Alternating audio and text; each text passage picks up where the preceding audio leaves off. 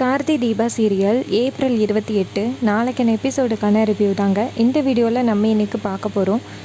அதுக்கு முன்னாடி இந்த வீடியோவை மறக்காமல் லைக் பண்ணிக்கோங்க. உங்களுடைய ஒவ்வொரு லைக்ஸும் அடுத்த வீடியோ போடுறதுக்கு எங்களுக்கு கொஞ்சம் இன்ட்ரெஸ்டிங்காகவும் மோட்டிவேஷனாகவும் இருக்கும். எபிசோட் எப்படி ஸ்டார்ட் ஆகுதுன்னா, நம்ம அபிராமி மீனாட்சியோட அப்பா அம்மாவை பார்த்துட்டு தயவு செஞ்சு என்னை மன்னிச்சிருங்க அப்படின்னு கேட்க, அதுக்கு மீனாட்சி சொல்கிறாங்க, அத்தை நீங்கள் என்ன தப்பு பண்ணீங்க இவங்கக்கிட்ட மன்னிப்பு கேட்குறதுக்கு? இங்கே பாருங்கள் அம்மா அப்பா உங்கள் 2 பேர்கிட்டையும் யாரோ தப்பான விஷயத்த சொல்லி இங்கே அனுப்பியிருக்காங்க, நீங்கள் வீட்டுக்கு கிளம்புங்க அப்படின்னு.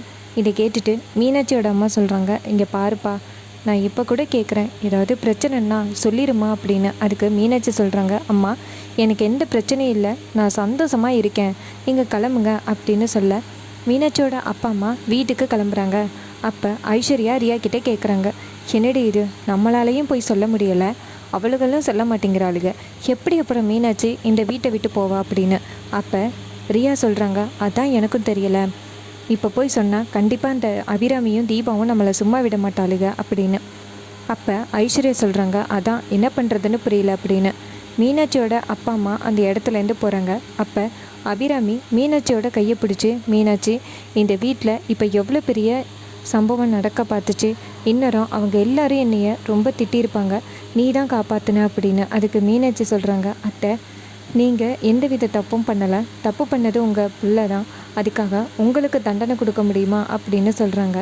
அப்போ தீபா சொல்கிறாங்க, அத்தை இது எல்லாத்துக்குமே காரணம் அந்த ரியா தான் அத்தை, அவன் மேலே தான் தப்பு இருக்குது அப்படின்னு. அப்போ ரியா அந்த இடத்துக்கு வராங்க. வந்துட்டு எதுக்கு இப்போ ஏன் பேச்சை இழுக்கிறீங்க அப்படின்னு கேட்க, அதுக்கு தீபா சொல்கிறாங்க, உனக்கு வெக்கமாகவே இல்லையா, நீ தானே மீனாட்சியோட அப்பா அம்மாவுக்கு கால் பண்ணி உண்மையை சொன்ன அப்படின்னு. அதுக்கு ரியா சொல்கிறாங்க, எனக்கு வேறு வேலையே இல்லையா, நான் எதுக்கு மீனாட்சியை பற்றி சொல்ல போகிறேன், அவள் தான் இந்த வாழ்க்கையே வேணான்னு சொல்லி போயிட்டால அப்படின்னு. அப்போ தீபா சொல்கிறாங்க, இங்கே பாரு நீ தான் சொன்னேன்னு தெரியும், மீனாட்சி அக்கா கார்த்தி ஜெயிச்சிட்டாரு அப்படின்னு வெடிச்சு சந்தோஷப்பட்டதுனால மீனாட்சி அக்காவோட சந்தோஷத்தை கெடுக்கிறதுக்காக நீ அவங்களுக்கு கால் பண்ணி சொல்லியிருப்ப அப்படின்னு. அப்போ ரியா சொல்கிறாங்க, நான் தான் சொன்னேன், இப்போ என்ன பண்ண முடியும் அப்படின்னு. அப்போ அபிராமி டென்ஷன் ஆகி ரியாவை ஓங்கி அரைஞ்சி, எவ்வளோ தைரியம் இருந்தால் இப்படிப்பட்ட விஷயத்த சொல்லுவ அப்படின்னு. அதுக்கு ரியா சொல்கிறாங்க, என்னையே அடிச்சிட்டியல்ல, ஆனந்த் வரட்டும் இருக்கும் உனக்கு அப்படின்னு சொல்லிட்டு ரியா அந்த இடத்துலேருந்து போகிறாங்க.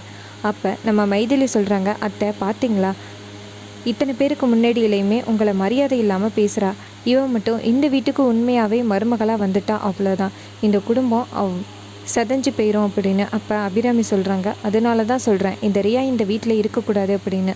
அப்போ தீபா சொல்கிறாங்க, அத்தை கார்த்திக் சார் வேலைக்கு போகிறாரு, அதனால் அந்த ரியாவை பற்றின உண்மைகளை கண்டுபிடிக்கிறதுல ரொம்ப கஷ்டமாக இருக்குது, நான் மீனாட்சி அக்கா மைதிலி அண்ணி 3 பேருமே சேர்ந்து எப்படியாவது அந்த ரியாவோட உண்மையை நாங்கள் கண்டுபிடிச்சிட்றோம் அப்படின்னு. அப்போ ரியா அந்த இடத்துலேருந்து போனதோட நம்ம மீனாட்சி சொல்கிறாங்க, அத்தை அந்த ரியாவோட உண்மையான புருஷனை நாங்கள் கண்டுபிடிச்சிட்டோம், அவருடைய நம்பரை கூட நாங்கள் வச்சுருக்கோம், அவரை நம்ம நேரடியாக போய் பார்த்து பேசி ஆனந்திக்கிட்ட உண்மையை சொல்லணும் அப்படின்னு. இதை கேட்டுட்டு அபிராமியும், முன்னாடியே இதை பற்றி என்கிட்ட சொல்லியிருக்கலாம்ல, அவரை நேரடியாக நம்ம வீட்டுக்கே வர சொல்லியிருக்கலாம், இவளுகளுடைய ஆட்டத்தை அடக்கி இருக்கலாம் அப்படின்னு. அதுக்கு கண்டிப்பாக ரியானால் அவருடைய உயிருக்கு ஆபத்து இருக்கும்னு பயப்படுறாரு அப்படின்னு மீனாட்சி சொல்கிறாங்க.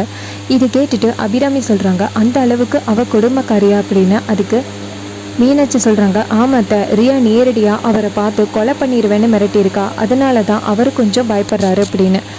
இது கேட்டுட்டு அபிராமியும், சரி அவருக்கு ஏதாவது ஆகிடக்கூடாது, அவருக்கு ஏதாவது ஆணுச்சுன்னா கண்டிப்பாக நம்மளால் கடைசி வரைக்கும் ரியாவை பற்றின உண்மைகளை ஆனந்திக்கிட்ட சொல்ல முடியாது அப்படின்னு அபிராமி சொல்கிறாங்க. அப்புறமா ஆனந்த் வீட்டுக்கு வராரு. ஆனந்த் வீட்டுக்கு வந்ததோட ரியா சொல்கிறாங்க, இங்கே பாருங்கள் உங்கள் அம்மா என்ன நினச்சிக்கிட்டு இருக்காங்க, அவங்க தான் என்னை அடிக்கிறதுலே இருக்காங்க அப்படின்னு. அப்போ ஆனந்த் கேட்குறாரு, என்ன ஆச்சு அப்படின்னு. அப்போ ரியா சொல்கிறாங்க, இது மாதிரி மீனாட்சியோட அப்பா அம்மா வீட்டுக்கு வந்திருந்தாங்க, அவங்க வந்ததுக்கு காரணம் அப்படின்னு உங்கள் அம்மா என்னை அடிக்கிறாங்க அப்படின்னு. அப்போ ஆனந்த் சொல்கிறாரு, இதை பற்றி நான் அம்மா கிட்ட பேசணும்னு நினச்சேன், வா அப்படின்னு சொல்லி ரியாவை கூட்டிகிட்டு போகிறாங்க. அப்போ ஆனந்த் நேராக அபிராமிகிட்ட போயிட்டு, அம்மா யாரும்மா அந்த மீனாட்சியோட அப்பா அம்மாவை வர சொன்னது அப்படின்னு. அப்போ அபிராமி சொல்கிறாங்க, உன் பொண்டாட்டி தான் வர சொல்லியிருக்காப்பா, இப்போ புதுசாக வீட்டுக்கு கூட்டிகிட்டு வந்திருக்கியா, அந்த பேய் தான் கூட்டிகிட்டு வர சொல்லியிருக்கு அப்படின்னு. ஆனந்த் சொல்கிறாரு, இங்கே பாருமா நாடகம் போடாதீங்க, நீங்களே கால் பண்ணி வர சொல்லி என்னையை உங்கள் வலையில் சிக்க வைக்கிறதுக்காக இப்படி பண்ணுறீங்க அப்படின்னு. அப்போ மீனாட்சி சொல்கிறாங்க, ஆனந்த் உங்களுக்கு வெக்கமாகவே இல்லையா?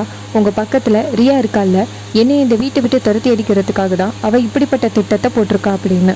அப்போ ஆனந்த் சொல்கிறாரு, இங்கே பாரு மீனாட்சி, நீ என்னைக்கு தாலியை கேட்டு வீசினியோ அன்னைக்கே உனக்கு எனக்கும் எந்தவித உறவும் இல்லை. நீ உங்கள் அப்பா அம்மா கூட போயிட்டே இருக்க வேண்டியது தானே. உனக்கு இனிமேல் யார் இருக்கா? அனாதை தானே நீ அப்படின்னு சொல்ல நம்ம அபிராமி ரொம்ப அதிர்ச்சி ஆகுறாங்க. ஆனந்த ஓங்கி அறிஞ்சு யாரை பார்த்து அனாதைன்னு சொல்கிற? அவள் இந்த வீட்டோட மகாராணி அப்படின்னு. அப்போ ஆனந்த் சொல்கிறாரு, இங்கே பாருமா, தேவையில்லாமல் பேசாத. இந்த மீனாட்சிக்கு எனக்கு இனிமேல் எந்தவித சம்மந்தமும் கிடையாது. இவளை வேற யாருக்காவது கல்யாணம் பண்ணி கொடுங்க அப்படின்னு. அப்போ அபிராமி கேட்குறாங்க, நீ ஒன்று கூட்டிகிட்டு வந்தியே, அவள் எப்படி இன்னொரு கல்யாணம் பண்ணிக்கிட்டாலோ புருஷனை மறந்துட்டு அதே மாதிரி மீனாட்சியும் பண்ணுவான்னு நினைக்கிறியா அப்படின்னு. அப்போ ஆனந்த் சொல்கிறாரு, அதெல்லாம் எனக்கு தெரியாது, இவ என் வாழ்க்கையில் வரக்கூடாது அப்படின்னு சொல்ல நம்ம மீனாட்சி ரொம்ப ஃபீல் பண்ணுறாங்க. அப்போ மீனாட்சி ஒரு முடிவு எடுக்கிறாங்க. மீனாட்சி நேராக அபிராமி பக்கத்தில் வந்துட்டு, அத்தை அவர் என்ன சொல்கிறாரோ அதையே செய்யுங்க அப்படின்னு. அப்போ அபிராமி கேட்குறாங்க, என்ன மீனாட்சி சொல்கிறா அப்படின்னு. அப்போ மீனாட்சி சொல்கிறாங்க, என்னை பற்றி நினப்பில்லாமல் அவர் 2வது கல்யாணம் பண்ணிக்கிட்டாருல்ல, அதே மாதிரி நானும் 2வது கல்யாணம் பண்ணிக்கிறேன், நீங்கள் மாப்பிள்ளை பாருங்கத்த அப்படின்னு. அப்போ அபிராமி கேட்குறாங்க, எப்படி மீனாட்சி அப்படின்னு. அப்போ மீனாட்சி சொல்கிறாங்க, அத்தை அவருக்கே கொஞ்சம் கூட வருத்தமே இல்லை, நீங்கள் என்னுடைய அம்மா அப்பாவாக இருந்து எனக்கு இன்னொரு கல்யாணம் பண்ணி வைங்க அப்படின்னு. அப்போ அபிராமி கேட்குறாங்க, உங்கள் அப்பா அம்மாவுக்கு உண்மை தெரிஞ்சால் என்ன நடக்கும் அப்படின்னு. அப்போ மீனாட்சி சொல்கிறாங்க, இந்த மனுஷன் கூட வாழ்ந்ததுக்கு 2வது கல்யாணம் பண்ணுறது எவ்வளவோ மேல் அப்படின்னு சொல்ல அபிராமியும், சரி நான் உனக்கு மாப்பிள்ளை பார்க்க அரேஞ்ச் பண்ணுறேன் அப்படின்னு சொல்கிறாங்க. இன்னொரு பக்கம் இதை கேள்விப்பட்டு ஆனந்த் கேட்குறாரு, அம்மா நான் ஏதோ சும்மா விளையாட்டுக்கு சொன்னேன், நீங்கள் என்ன மீனாட்சிக்கு 2வது கல்யாணம் பண்ணணும்னு சொல்கிறீங்க அப்படின்னு. அதுக்கு அபிராமி சொல்கிறாங்க, தேவையில்லாமல் பேசாத ஆனந்த், நீ தான் மீனாட்சிக்கு 2வது கல்யாணம் பண்ணால் பிரச்சனையே இல்லைன்னு சொல்லிட்டே இல்லை, அப்புறம் எதுக்கு நீ ஃபீல் பண்ணுற அப்படின்னு. அதுக்கு ஆனந்த் சொல்கிறாரு, இங்கே பாரு, நான் ஆம்பளை பிள்ளை, 2வது கல்யாணம் பண்ணலாம், ஆனால் மீனாட்சி ஒரு பொண்ணு, அவள் எப்படி 2வது கல்யாணம் பண்ண முடியும்? யார் அவளை கல்யாணம் பண்ணுவா அப்படின்ட்டு கிண்டல் பண்ணுறாரு. அப்போ நம்ம மீனாட்சி அபிராமிட்டு சொல்கிறாங்க, அத்தை நாளைக்கே நீங்கள் மாப்பிள்ளைங்கள வர சொல்கிறீங்க அப்படின்னு. இதை கேட்டுட்டு அபிராமியும், சரி மீனாட்சி, உன்னை யாருமே வேணான்னு சொல்லுவா? நீ இந்த வீட்டோட மகாராணி, உனக்கு எவ்வளோ பவுனு? உங்கள் அம்மா அப்பா 100 பவுன் போட்டு கல்யாணம் பண்ணி கொடுத்தாங்க, உன்னை நான் 200 பவுன் போட்டு கல்யாணம் பண்ணி கொடுக்குறேன் அப்படின்னு மீனாட்சிகிட்ட சொல்கிறாங்க. இதை கேட்டுட்டு ஆனந்த் கேட்குறாரு, 200 பவுனா? மீனாட்சி எப்போ இந்த கிட்டுக்கு கல்யாணம் பண்ணி வந்தாலோ அப்போயே அந்த நகையெல்லாம் எனக்கு தான் சொந்தம் அப்படின்னு. அப்போ மீனாட்சி ஆனந்தை பற்றி கேட்குறாங்க, நகை மட்டும் உனக்கு சொந்தம், ஆனால் பொண்டாட்டி சொந்தம் இல்லையா? மரியாதையை ஏன் நகையை என்கிட்ட கொடுத்துரு, இல்லைன்னா கேஸ் போடுற மாதிரி ஆகும் அப்படின்னு சொன்னேன். ஆனந்த் சொல்கிறாரு, இங்கே பாரு, நீ 2வது கல்யாணம் பண்ணுற மாதிரி இருந்தால் கண்டிப்பாக அந்த நகையை கொடுக்க மாட்டேன், நீ இந்த வீட்டிலே இருந்தால் நகையை கொடுப்பேன் அப்படின்னு. அப்போ நம்ம மீனாட்சி யோசிக்கிறாங்க. அப்போ ஆனந்துக்கு இன்னும் என் மேலே காதல் இருக்குது, அந்த ரியாவோட கைப்பிடியில் இருக்கிறதுனால தான் ஆனந்த் இப்படி பேசுகிறாரு அப்படின்னு நம்ம மீனாட்சி கன்ஃபார்ம் பண்ணுறாங்க. ரியா மீனாட்சியை எப்படி இந்த வீட்டை விட்டு துரத்தி அடிக்குதுன்னு பிளான் பண்ணுறாங்க. ரொம்பவே இன்ட்ரெஸ்டிங்காக அப்கமிங் எபிசோடு இருக்க போகுது. இதே மாதிரி இனிமேல் அப்டேட் செய்யணும்னா இந்த சேனலை சப்ஸ்கிரைப் பண்ணிக்கோங்க. தேங்க்ஸ் ஃபார் வாட்சிங்.